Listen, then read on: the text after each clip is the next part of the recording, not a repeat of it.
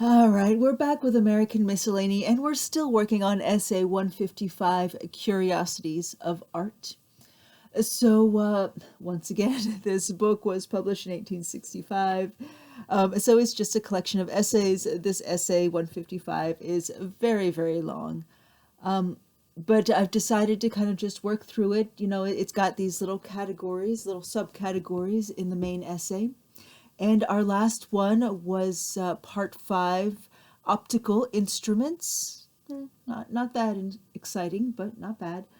But hopefully this one will be a little bit more interesting. It's called Manufactures. So here we are on page 403 of American Miscellany, published 1865. We are reading essay number 155, and we're on part 6, Manufactures.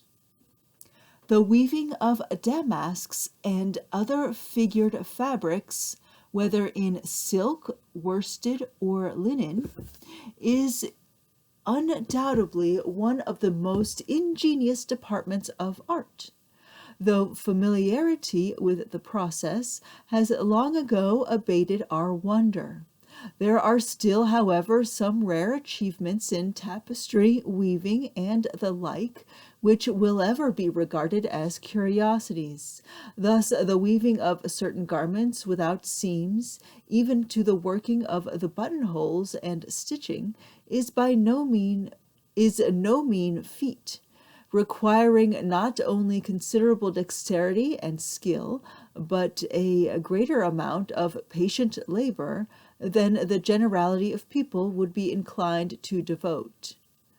Portrait weaving, but recently attempted in Great Britain, is also a curious and delicate process. It has been long known that glass can be drawn into threads of extreme fineness, but it is not many years ago since it has been successfully woven with silk, a fact especially curious, as its brittle nature would appear to render such a method of manufacturing it impossible. The fact, however, says the London Times of 1840, is indisputable, the new material being substituted for gold and silver thread, than either of which it is more durable, possessing besides the advantage of never tarnishing. What is technically called the warp, that is, the long way of any loom manufactured article, is composed of silk, which forms the body and ground on which the pattern in glass appears as the weft or crosswork. The requisite flexibility of glass thread for manufacturing purposes is to be ascribed to its extreme fineness, as not less than 50 or 60 of the original threads produced by steam power are required to form one thread for the loom. The process is slow, as not more than a yard can be manufactured in 12 hours.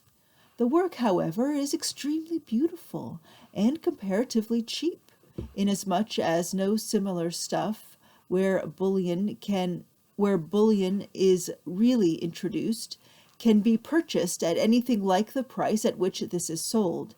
Adding to this, it is, so far as the glass is concerned, imperishable. Besides glass, many other materials, man, I would love to see that material, by the way. I have never heard of such a thing, and I have been studying fabric my whole life. That is amazing. Glass fabric, wow. Besides glass, many other materials, at one time regarded the most refractory and unlikely, have been adopted in the manufacture of textile fabrics, as well as in the fabrication of articles of economy and ornament. Thus, caoutchouc dissolved in naphtha, caoutchouc, I don't know what that is, I'm sorry, C-A-O-U-T, C-H-O-U-E, shoe, caoutchouc, dissolved in naphtha and spread between 2 layers of cloth, constitutes the waterproof fabric of a Macintosh. Cut into threads and ribands, it is woven into elastic ligatures and bandages, peculiarly prepared. It is employed in the formation of lifeboats, as well as in the flooring of apartments. It is used in the manufacture of boots and shoes. The new substance, gutta percha, is already being applied to innumerable ingenious purposes. The same may be said of papier mache, of which many articles of domestic use and ornament are now fabricated, and which is daily being adopted by the carver and cabinet maker as a substitute for their more difficult paneling and fretwork. Leather also has recently been pressed into the same service. And so tough and endurable is this material when properly prepared and molded that it is likely to be very extensively adopted as a substitute for carvings in wood, castings, compositions, metal, or even papier mache itself. There seems, in fact, to be no limit to this economic application of every substance which comes within the reach of man. We have now before us a fair specimen of writing paper made from the straw of the oat and barley. Several years ago, an American patented a mode of making cloth by a pneumatic process without spinning, weaving, or any analogous machinery. The mode is as follows. Into an airtight chamber is put a quantity of flocculent particle of wood, which, by a kind of winnowing wheel, are kept floating equally on one side of the chamber in a network or gauze of metal, communicating with another chamber from which the air can be abstracted by an exhausting syringe or air pump.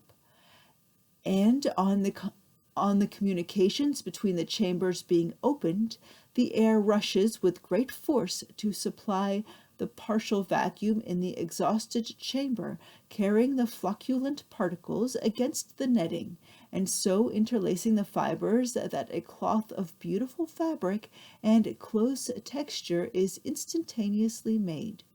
The only objection to cloth of this kind was its rawness, or liability to shrink after being wetted, and for this reason we believe it has never come to anything like use for clothing. As an appropriate sequel to this, we notice another American machine which has been recently constructed for facilitating the process of sewing and stitching. Its capabilities are thus described by a correspondent of the Worcester Spy. The machine is very compact, not occupying a space of more than about 6 inches each way. It runs with so much ease that I should suppose one person might easily operate 20 or 30 of them, and the work is done in a most thorough and perfect manner. Both sides of the seam look alike. The first sewing machine.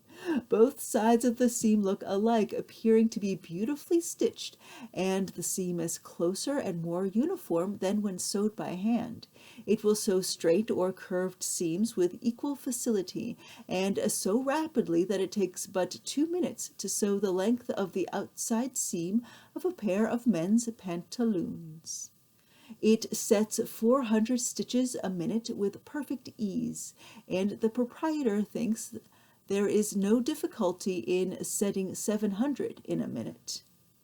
The thread is less worn by this process than by hand sewing, and consequently retains more of its strength.